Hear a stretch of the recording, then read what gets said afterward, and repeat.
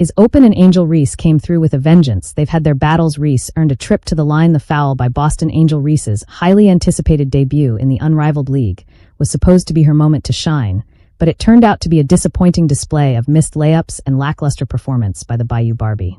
So Angel Reese's double-double streak has ended in Unrivals. So what exactly went wrong? Stay tuned as we take a deep dive into Angel's performance and Unrivaled League's debut. But Angel Reese played last night, and she's back to mid-season form. She really is. She's absolutely delivering on that double-double. That's right, points, rebounds, and of course losses.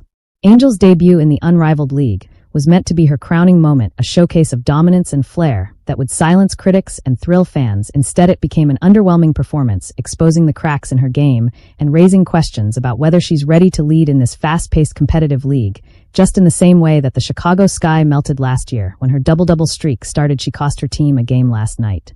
By the way, she got benched in the fourth quarter, pulled right out of this game from failed layups to questionable decisions. The game became a humbling experience for Reese and a shaky start to her unrivaled journey. I will get 2-on-2. Pamby puts the head down, muscles up, and got followed by Copper. I just love the fact that this game won so fast, but also so physical.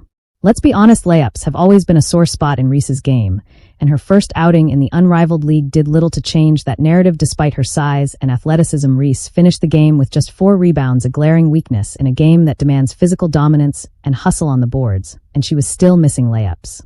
For someone expected to be a star in any lead she enters, this was a letdown. Rebounding is about more than jumping high, it's about positioning, timing, and effort. Reese's lack of impact on the glass left her team vulnerable, allowing opponents to secure second-chance opportunities and control the pace of the game. It's a reminder that even the most hyped players need to nail the basics to succeed. Angel Reese's shot selection was another red flag in her debut. Finishing, her decision-making on the court lacked the polish expected of a player of her caliber. If she wants to thrive in the Unrivaled League, refining her offensive IQ and improving her shot selection must be at the top of her to-do list. The Unrivaled League is a different beast from the WNBA, featuring a faster tempo and fewer players on the court, which magnifies both individual brilliance and mistakes. For Angel Reese, the format seemed more challenging than empowering. The high-octane pace left her struggling to keep up, and her flaws were on full display. Fans have praised the league for its exciting, fast-paced style. One comment encapsulated this sentiment: Unrivaled is for those who want fun and fast basketball, less dead time. While the format has its perks, it demands peak conditioning and sharp decision-making. In a league that demands agility and endurance, injury risks are a constant concern. Reese's playing style, which often includes awkward landings and aggressive physicality, raises red flags about her long-term durability. Players like Caitlin Clark have opted out of Unrivaled, citing concerns about the physical toll.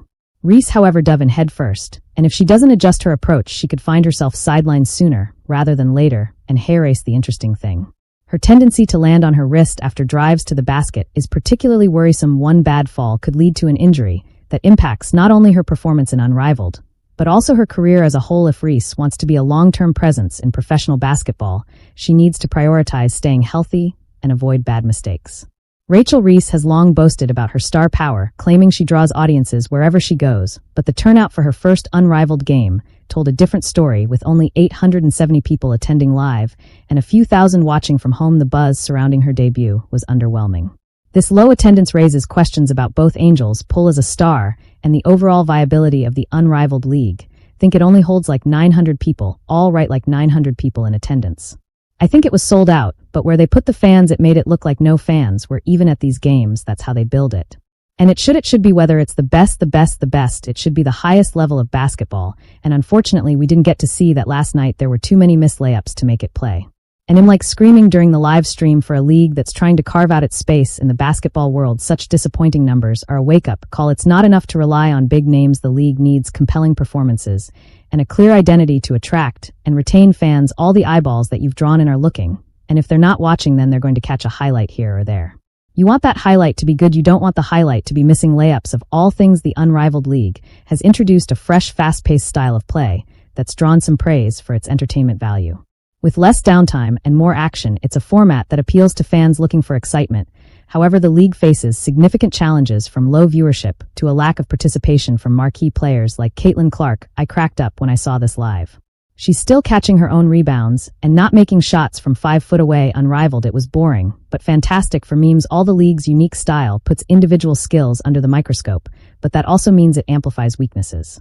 For players like Angel Reese, this format can be a double-edged sword. While it offers a chance to showcase talent, it also leaves little room for error, and Reese's struggles in her debut highlight the growing pains of adapting to this new environment. She was willing to take the mid-range shot. She hit another dribble down sidestep 3 when the other team didn't respect her, which was nice, and her finishing, she got blocked a couple of times. And down the stretch, she missed a big free throw that kind of iced the game. Angel Reese's talent is undeniable, but raw talent can only take you so far to bounce back. Reese needs to prioritize positioning and improve her layups to be a more complete player and give her team a significant advantage.